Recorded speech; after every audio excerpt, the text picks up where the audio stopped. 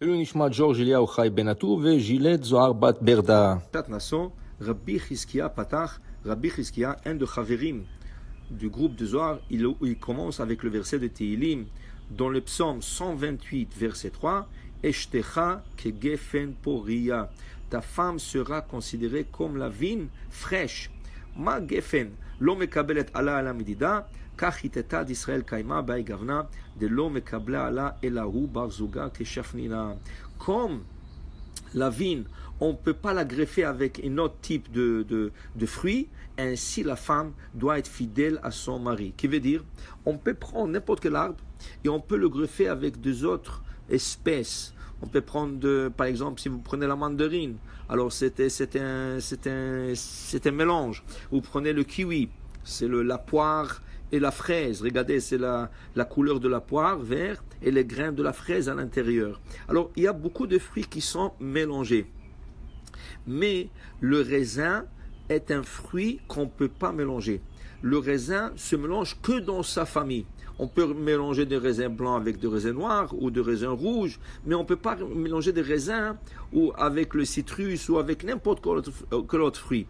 Vient David Ameler, il dit que ta femme, Eshtecha kegefen poria, ta femme sera comme cette vigne fraîche, qui veut dire la vigne qui n'accepte pas des autres mélanges. Ainsi sera ta femme, elle ne sera pas avec un autre homme, elle sera fidèle, elle sera toujours avec son mari.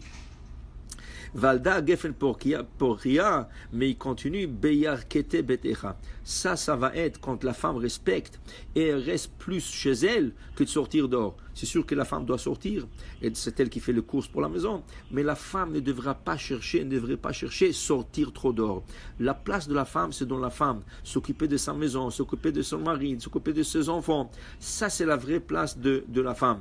Alors il dit ici, beyar kete betecha, chez toi à la maison, vélo le bar beshuka, elle ne doit pas chercher dans le chouk, elle ne doit pas aller sortir et regarder tout ça, has veshalom, rien que du mauvais peut sortir avec ça. Regardez dans la Torah, il y a un passage où Yaakov Avinu, après 22 ans, qui n'a pas vu ses parents, il retourne en Israël. Et en son retour, il arrive dans une ville, et là-bas, il y avait un chouk. Qui c'est qui sort, la Torah nous dit, sa fille Dina, elle sort l'irot bibnot haaretz. Elle est partie voir les filles d'Eretz Israël. Comment elles ont l'air? Elle a grandi à Haran. Elle est partie voir à Canaan et voulait voir comment sont les filles d'Israël. Et là, qu'est-ce qui arrive? Shechem ben Hamor, il y avait ce jeune garçon qui l'a attrapé, qui l'a abusé. Il voulait même la marier. Et toute une histoire. Yaakov et la famille sont rentrés en guerre. Ils ont dû tuer toute la ville de Shrem parce qu'ils ont tenu Dina comme captive. Ils ne voulaient pas la laisser jusqu'à que Yaakov promet qu'elle pourra se marier avec Shechem ben Hamor. Tout ça c'est arrivé, dit la Gemara, pourquoi va tetzel lirot bibnot haaretz. Elle est partie voir qu'est-ce qu'ils font les filles d'Israël. Qu'est-ce que ça te regarde? C'est des filles non juives, ça ne te regarde pas. La fille doit rester chez elle à la maison. Alors il dit ici que c'est ça, Eshtecha, la femme ne doit pas chercher. Tu devais sortir, tu sors avec ton mari. Mais il n'y a pas à sortir seul, comme l'homme.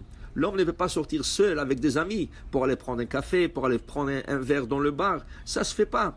Dans la paracha, Rachid nous dit cette semaine, une femme ne trompera pas son mari que si le mari a déjà trompé la femme.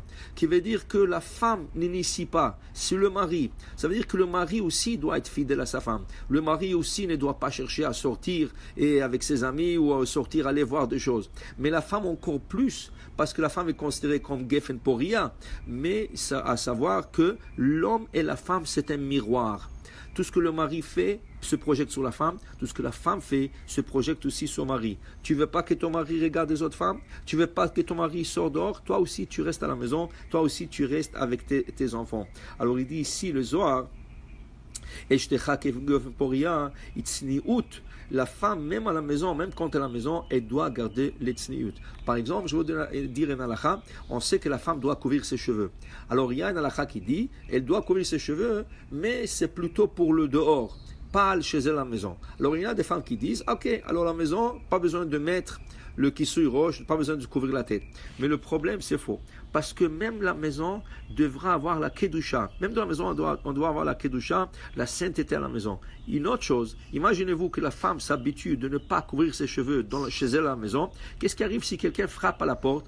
Elle ne pense pas et elle court ouvrir la porte, et là c'est quelqu'un qu'elle connaît, et lui qui connaît cette femme qui est toujours la tête couverte, toujours tsniout, du coup il voit les cheveux de la femme. Alors c'est sûr que ça va lui mettre dans l'embarras, ça va lui mettre dans une situation non confortable. Et tout ça pourquoi? Parce qu'il voulait respecter rien que la halakha qui dit qu'on doit se couvrir la tête rien quand on s'endort. Mais non, même quand tu es dedans, beyar kete betecha, même à l'intérieur de la maison, la femme doit être sniout, et doit être modeste, et doit être pudique, et Bezrat Hashem, avec ça, ils seront zochim. Banecha keshterezatim, tes enfants seront comme les plantes des oliviers qui vont donner de bonnes huiles, ils vont éclairer le monde par l'huile, qui veut dire éclairer le monde par la Torah. Baruch Adonai le'olam, amen ve amen.